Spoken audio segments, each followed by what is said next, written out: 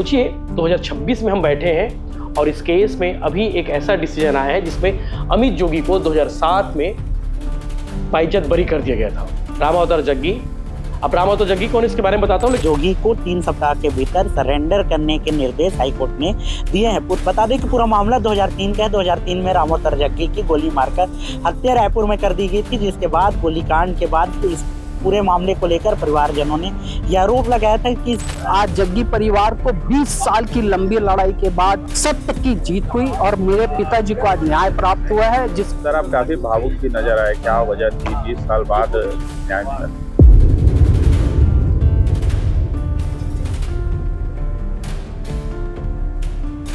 अदालत ने मुझे 3 हफ्ते के अंदर सरेंडर करने का समय दिया है। मुझको लगता है कि मेरे साथ गंभीर अन्याय हुआ है। उन 29 अभियुक्तों में से 28 अभियुक्त को विचारणीय न्यायालय द्वारा सजा दी गई थी और अमित जोगी को माननीय विचारण न्यायालय ने दोषमुक्त करार कर दिया था।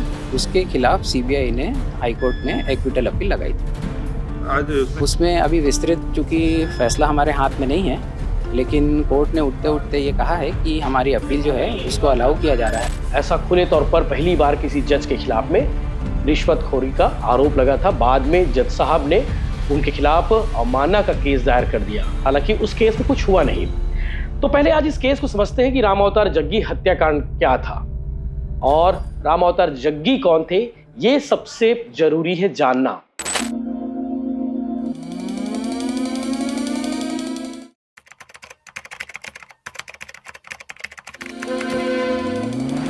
नमस्कार, जय जोहार, जय छत्तीसगढ़ में यशवंत साहू। आप दिखना शुरू कर चुके हैं भिलाई टाइम्स और अमित जोगी को लेकर आप लोगों को खबर मिली गई होगी।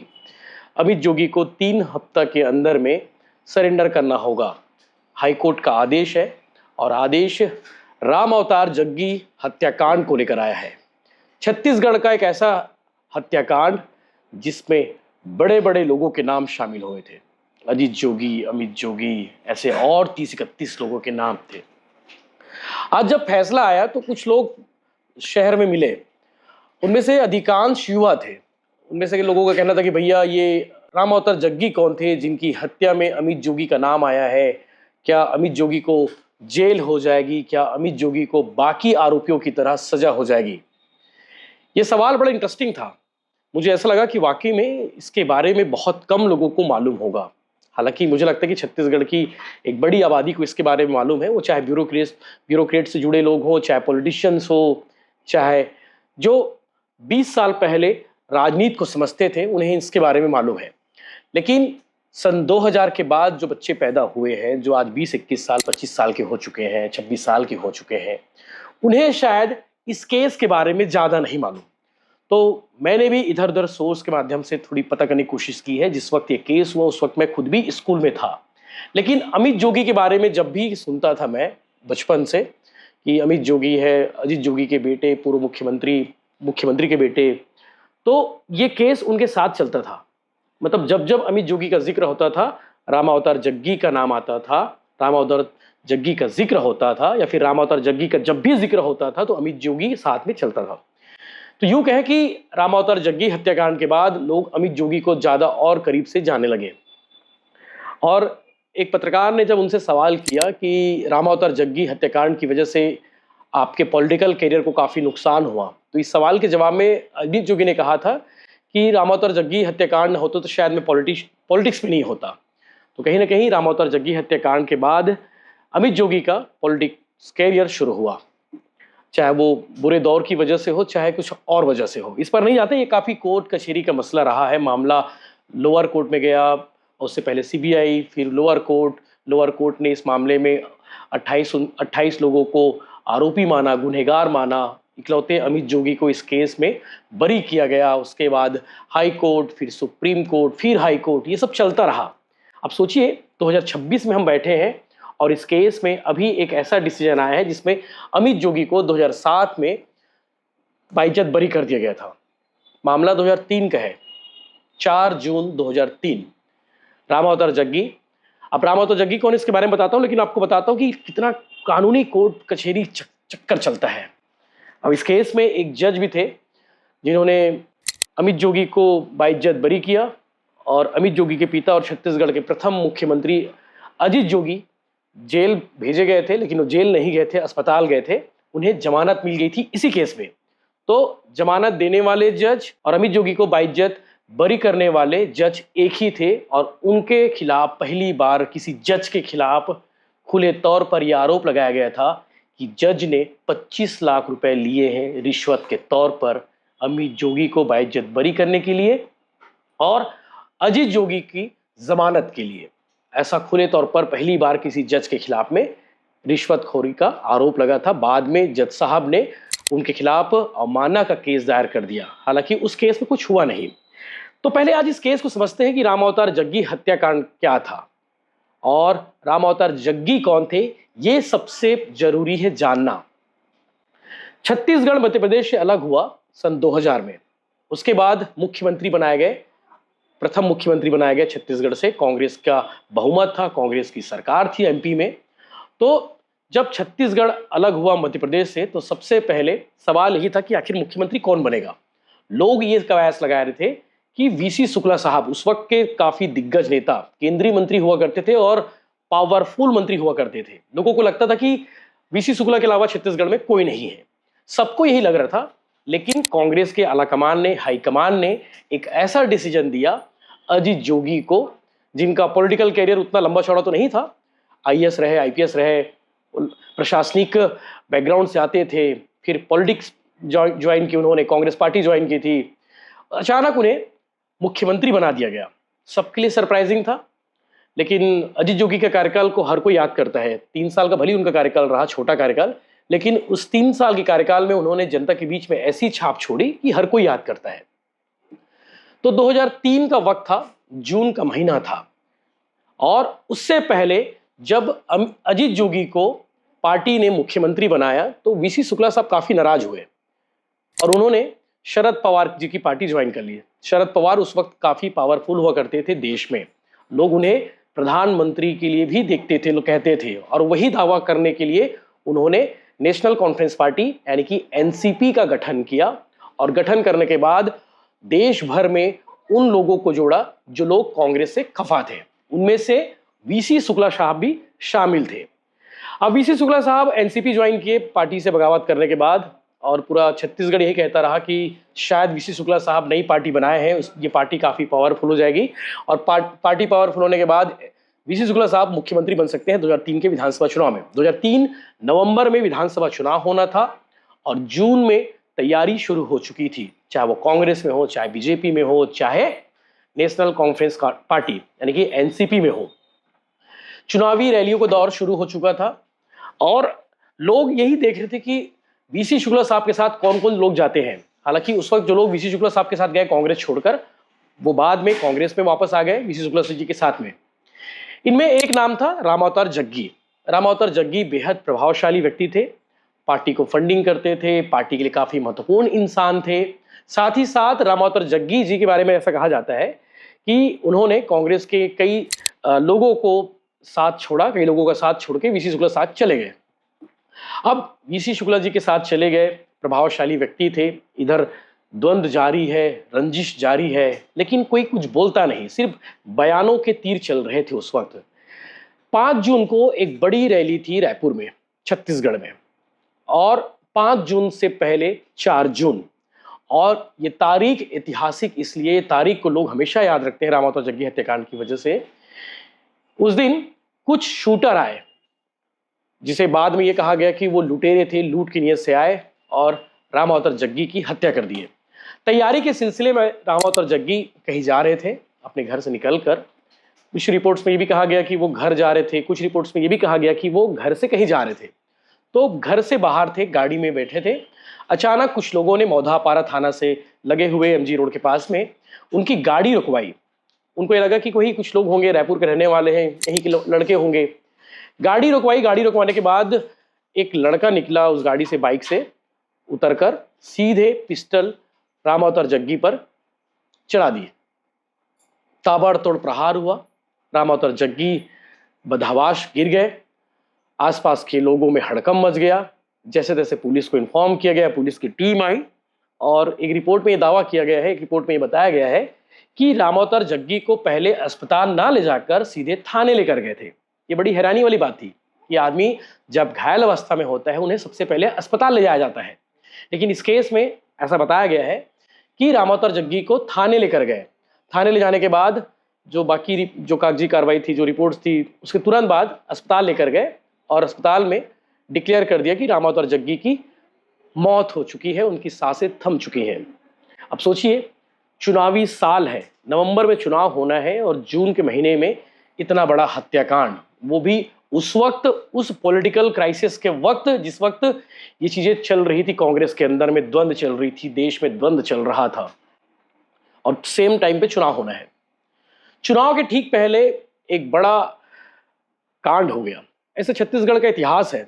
आप 2013 की बात करो, झीरम घाटी हत्याकांड, उसी साल चुनाव था और उसी साल इतना बड़ा हत्याकांड हो गया था। कांग्रेस का शीर्ष नेतृत्व खत्म हो गया था, जिसमें वीसी शुक्ला साहब भी शामिल थे जिनकी हत्या हुई थी, नंद कुमार पटेल जी थे, साथ ही साथ महेंद्र कर्मा, उदय मुदलियार, ऐसे बहुत सारे। तो छत्तीसगढ़ का पता नहीं कुछ तो है कि जिस वक्त, जिस साल में चुनाव रहता है उसी साल कोई ना कोई बड़ा कांड होता है।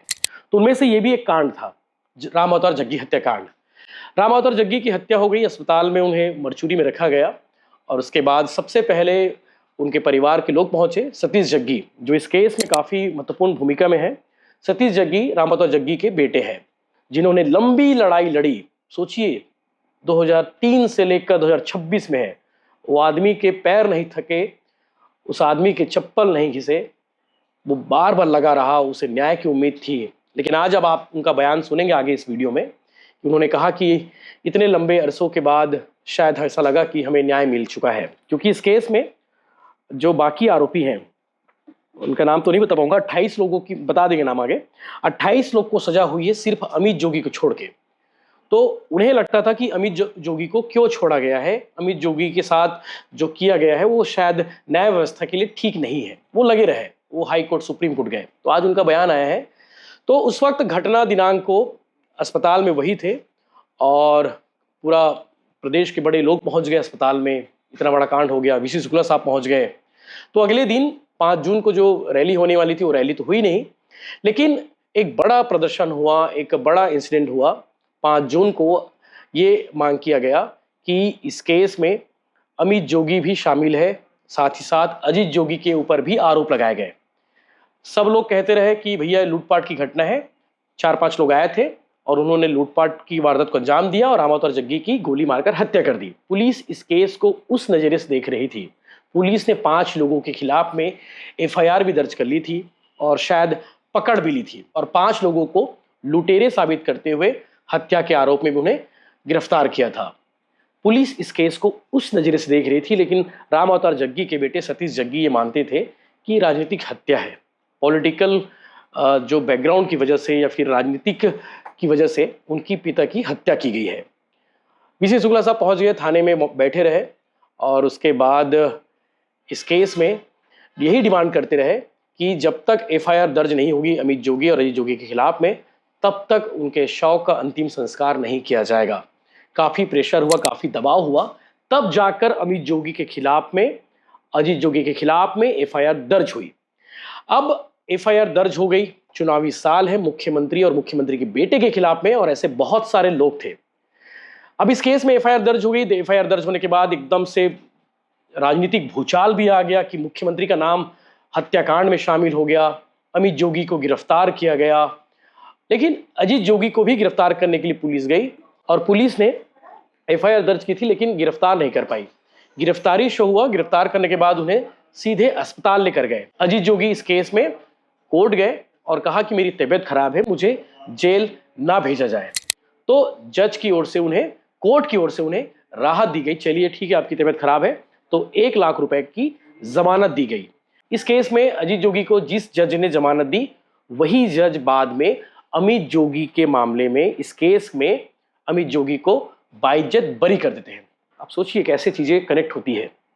और इसीलिए उस जज के खिलाफ में ये आरोप लगाए गए थे कि जज साहब ने 25 लाख रुपए लिए हैं रिश्वत के तौर पर इस केस में, ऐसा आरोप लगा था। पहली बार खुले तौर पर आरोप लगा था।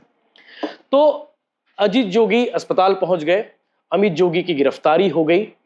फिर मामला कोर्ट कचहरी चलता रहा, विधानसभा चुनाव हुआ सेम टाइम में, और भी लोगों की गिरफ्तारी हुई राम अवतार जग्गी हत्याकांड में। पहले पुलिस मान रही थी कि ये लूटपाट का केस है, फिर बाद में हत्या साजिश का केस दर्ज की, यानी कि एक ही मामले में 2 अलग अलग एफआईआर दर्ज हुई थी। चुनाव आ गया, चुनाव के साल में कांग्रेस पार्टी चुनाव हार जाती है और छत्तीसगढ़ की कमान डॉक्टर रमन सिंह को सौंप दी जाती है। उस वक्त तत्कालीन केंद्रीय ऊर्जा मंत्री थे, तत्कालीन केंद्रीय राज्य ऊर्जा मंत्री। हालांकि मुख्यमंत्री की दौड़ में भाजपा में बहुत सारे लोग थे, जुदेव साहब थे, रमेश बैस जी थे, डॉक्टर रमन सिंह थे, और भी लोग थे। डॉक्टर रमन सिंह को उनके बहुत सारे बैकग्राउंड की वजह से मुख्यमंत्री बना दिया गया। मुख्यमंत्री बनाने के पीछे की कहानी अलग है, लेकिन आज विषय अलग है। मुख्यमंत्री बनाया गया डॉक्टर रमन सिंह को। डॉक्टर रमन सिंह के हाथों में प्रदेश की कमान थी और ये मामला ठंडा नहीं हुआ था, राम अवतार जग्गी हत्याकांड। वीसी शुक्ला साहब गए कि कांग्रेस की सरकार में केस हुआ था, एक कांड हुआ था, उस वक्त जो न्याय मिलना था हमें न्याय नहीं मिला है। उस बीच 10 महीने तक अमित जोगी जेल में थे। तब रमन सिंह के पास गए एनसीपी के लोग, वीसी शुक्ला साहब भी शामिल थे, और कहा कि भैया कांग्रेस सरकार में हमें न्याय नहीं मिला, आपकी सरकार आ गई है, आप हमें न्याय दिला दीजिए।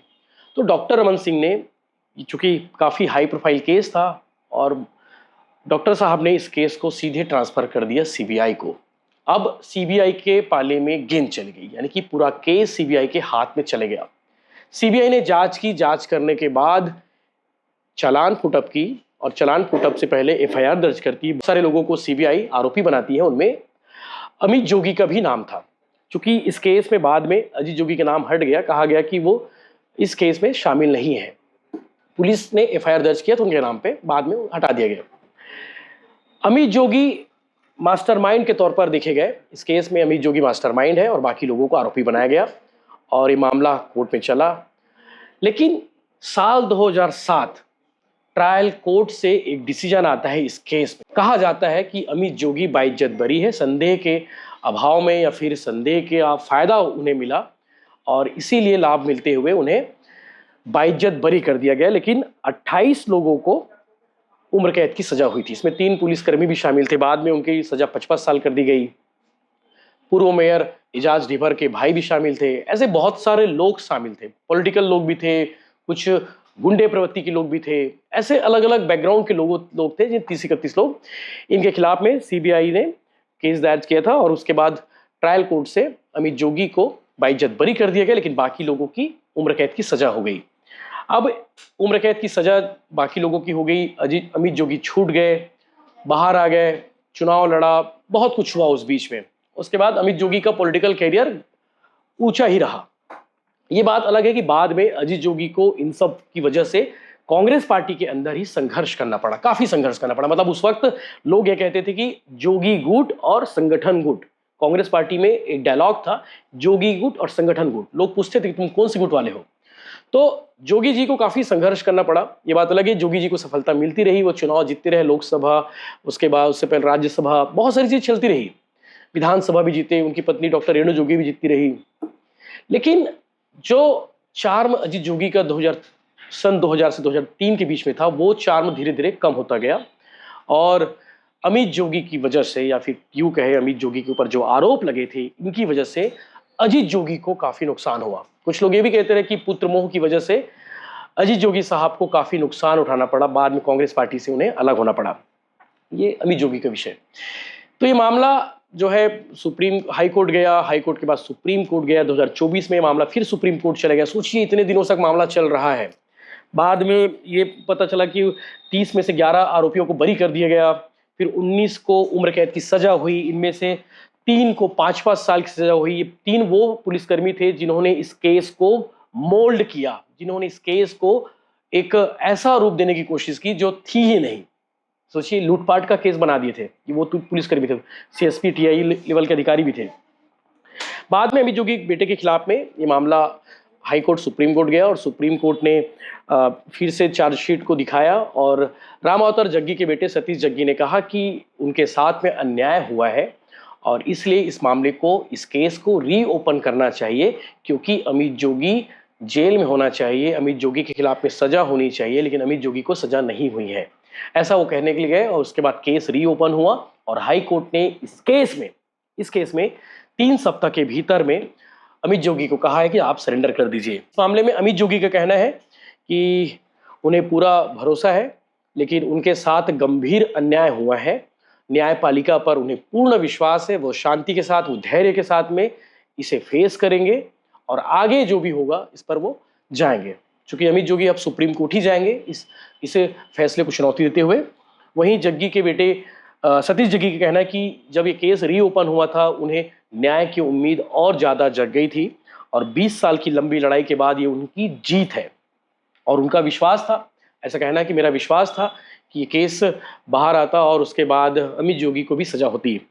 वहीं सीबीआई के वकील हैं, उनका भी इस मामले में वक्तव्य आया है, वो वक्तव्य भी आप सुनिएगा, तीनों पक्षों को सुनिएगा। अमित जोगी क्या कहते हैं, सतीश जग्गी क्या कहते हैं और साथ ही साथ सीबीआई के वकील क्या कहते हैं। जितना मुझे समझ में आया, अलग अलग माध्यमों से, अखबारों के माध्यमों से, वेबसाइट्स के माध्यमों से, कुछ लोगों को मैंने फ़ोन भी किया था और ये जानने की कोशिश की थी कि आखिर रामावतार जग्गी कौन थे, रामावतार जग्गी के साथ में क्या हुआ था और इस केस में अमित जोगी और अजीत जोगी का इन्वॉल्वमेंट कैसे हुआ था, ये जानने की कोशिश की। बाद में सीबीआई की ओर से कहा गया चार्जशीट में कि अमित जोगी ही मास्टरमाइंड है।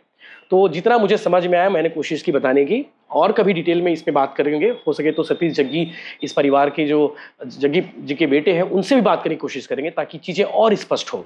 जय हिंद। छत्तीसगढ़ के बहुचर्चित राजनीतिक हत्याकांड की सुनवाई आज हाई कोर्ट में हुई है। इस पूरे मामले में छत्तीसगढ़ के नेता अमित जोगी को 3 सप्ताह के भीतर सरेंडर करने के निर्देश हाई कोर्ट ने दिए हैं। बता दें कि पूरा मामला 2003 का है। 2003 में रामावतार जग्गी की गोली मारकर हत्या रायपुर में कर दी गई थी, जिसके बाद गोलीकांड के बाद इस पूरे मामले को लेकर परिवारजनों ने यह आरोप लगाया था कि इस पूरे मामले में अमित जोगी शामिल है, जिसके बाद अमित जोगी को लेकर लगातार सुनवाई हो रही थी। मामला हाई कोर्ट तक पहुंचा था। 2007 में सुनवाई की गई, जिसमें यह फैसला लिया गया कि इस पूरे मामले में 28 लोग दोषी हैं, 28 को उम्र कैद की सजा हुई और साथ ही जो है हाई कोर्ट के द्वारा अमित जोगी को बरी कर दिया गया था। इस पूरे मामले पर 2026 में फिर से सुप्रीम कोर्ट ने यह निर्देश हाई कोर्ट को दिए कि इस पूरे मामले की रीओपन कर जो है फिर से सुनवाई की जाए, जिस पर जो है हाई कोर्ट ने 1 अप्रैल को सुनवाई करने के निर्देश दिए थे। साथ ही जो है इस पूरे मामले में अमित जोगी के द्वारा हाई कोर्ट में समय मांगा गया था। समय को दरकिनार करते हुए हाई कोर्ट ने एक बार फिर से 2 अप्रैल को इस मामले की सुनवाई की और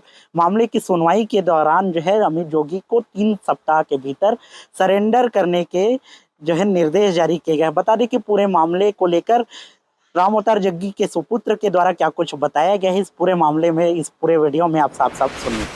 आज माननीय उच्च न्यायालय बिलासपुर में माननीय सर्वोच्च न्यायालय के आदेश पे पिताजी का रामावतार जग्गी हत्याकांड का केस रीओपन हुआ था, जिसकी सुनवाई कल होनी थी, पर अभियुक्त अमित जोगी की तरफ से समय मांगा गया था, जिसे माननीय न्यायालय ने 24 घंटे का समय दिया था और जानकारी ऐसे प्राप्त हुई कि इस सुनवाई को स्टे करने के लिए सुप्रीम कोर्ट गए थे, जहां से उनको कोई राहत मिली नहीं शायद।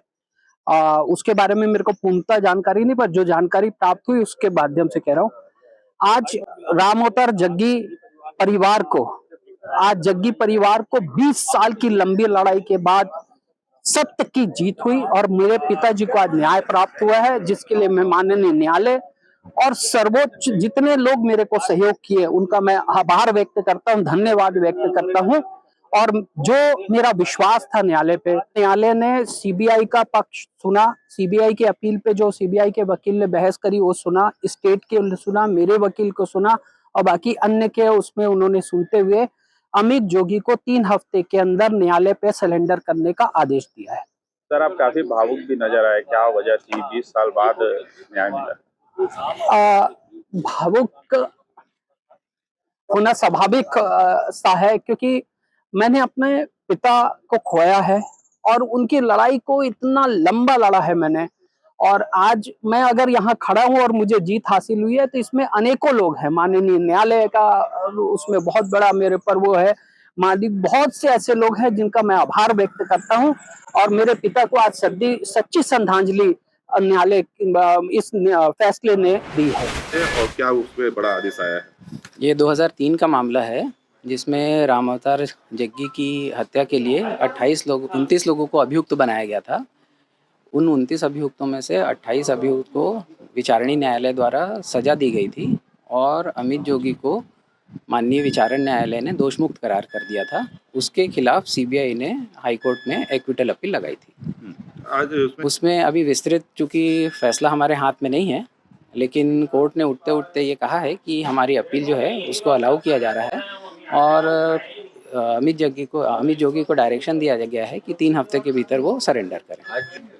अभी इस संबंध में अभी डिटेल में बताना बहुत मुश्किल है, क्योंकि बहुत ज़्यादा डॉक्यूमेंट थे। हमने मुख्य रूप से यही बताया कि जिन साक्ष्य के बेसिस पे बाकी लोगों को सज़ा दी गई है, उन्हीं साक्ष्य के बेसिस पे जो अमित जोगी के खिलाफ भी उपलब्ध थे, उसको कोर्ट ने कंसीडर नहीं किया है। उसी पे मुख्य रूप से हमारी बहस जो थी वो आधारित सर, जो 32 लोगों को आरोपी बनाया गया था, इसमें कुछ सरकारी गवाह जो कि वो सच पता नहीं। अब वो जो है वो कोर्ट के आदेश को देखने के बाद ही बता पाएंगे, क्योंकि हमने तो सारे पक्षों पे बहस की है। अब कोर्ट ने किस चीज़ को संज्ञान में लिया है, किस चीज़ को विचार में नहीं लिया है, ये जब तक विस्तृत फैसला नहीं आ जाता तब तक उस पर कुछ भी बोलना अभी ठीक नहीं होगा। अब हाईकोर्ट के आदेश के बाद अब उनके लिए अभी तो रास्ते रहते हैं, वो चाहें तो सुप्रीम कोर्ट जा सकते हैं इस आदेश को चुनौती देते हैं। आज माननीय उच्च न्यायालय ने मेरे विरुद्ध सीबीआई की अपील को मात्र 40 मिनट में स्वीकार कर लिया।